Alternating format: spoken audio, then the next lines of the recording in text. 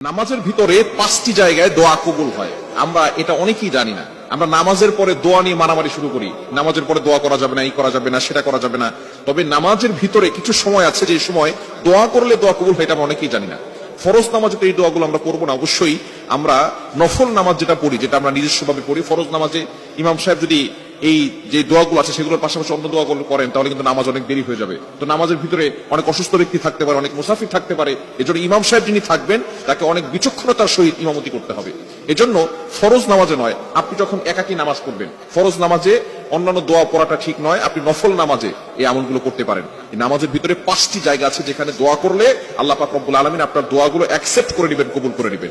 Number 1 number হচ্ছে তাকবীরে তাহরিমা আল্লাহু আকবার বলার পরে আমরা একটা সানা পড়ি না, এই সানা কিন্তু একটা দোয়া। আমরা তাকবীরে তাহরিমা আল্লাহু আকবার বলার পরে সূরা ফাতিহার আগে এই সময়টা দোয়া কবুল হয়। আমরা এটা অনেকেই জানি না। এই সময় আমরা সানা পড়ি, সুবহানাকাল্লাহ